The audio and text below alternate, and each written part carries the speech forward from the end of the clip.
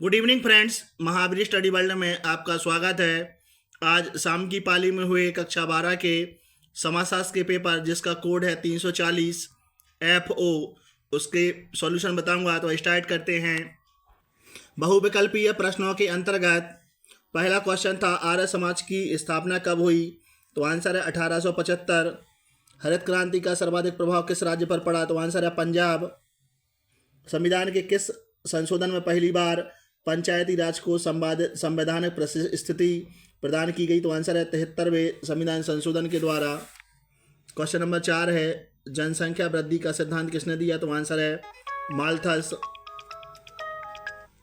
निम्नलिखित में से कौन संस्कृति की विशेषता नहीं है। तो आंसर है अधिव्यक्तिक। क्वेश्चन नंबर 6 है निम्नलिखित में से कौन सी जनजातीय समाज की प्रमुख विशेषता है। तो आंसर है सामान्य भाषा।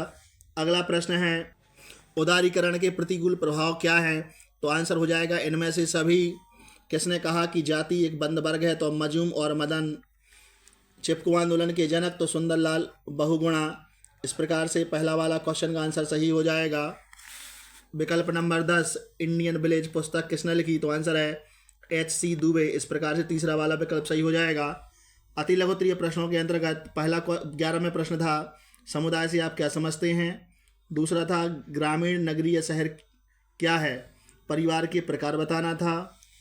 अगला है जातिगत पूर्वाग्रह को परिभाषित कीजिए, इसके बारे में बताना था। क्षेत्रवाद क्या है, इसका आंसर लिखना था। धर्मनिरपेक्षता को परिभाषित करना था। उसके बाद अगला प्रश्न है साक्षात्कार प्रणाली के 3 गुण लिखने थे। क्वेश्चन नंबर 18 उपनिवेशवाद किसे कहते हैं। क्वेश्चन नंबर 19 ग्रामीण समाज की कोई 2-3 विशेषताएं बतानी थी। और 20वां प्रश्न था भूमंडलीकरण से आप क्या समझते हैं। लघुत्तरीय प्रश्नों के अंतर्गत भारत में श्रमिक आंदोलन के प्रमुख कारणों का मूल्यांकन करना था। 22 नंबर वाले में नगरीकरण क्या है, इसके गुण दोषों की व्याख्या करनी थी।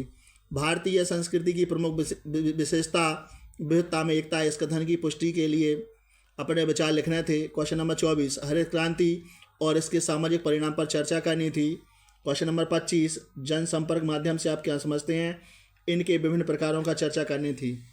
क्वेश्चन नंबर 26 संविधान सामाजिक परिवर्तन के एक यंत्र के रूप में प्रयुक्त होता है, इस कथन की व्याख्या कीजिए। विस्तृत उत्तरीय प्रश्नों के अंतर्गत 27 नंबर वाला क्वेश्चन है कि सामाजिक सर्वेक्षण किसे कहते हैं, इसके प्रमुख उद्देश्य बताइए। अथवा में दहेज प्रथा क्या है, समाज पर इसके कुप्रभावों और निवारण पर चर्चा करनी थी। क्वेश्चन नंबर 28 के अंतर्गत पंचायती राज व्यवस्था पर निबंध लिखना था। अथवा में भारत में महिला आंदोलन के कारणों की व्याख्या करनी थी। क्वेश्चन नंबर 29 जो अंतिम प्रश्न था दिव्यांग की स्थिति के उत्थान के लिए सरकारी प्रयासों की विवेचना कीजिए। अथवा में नातेदारी किसे कहते हैं, इसकी प्रमुख श्रेणियों का वर्णन कीजिए। इस प्रकार से ये पेपर कंप्लीट होता है।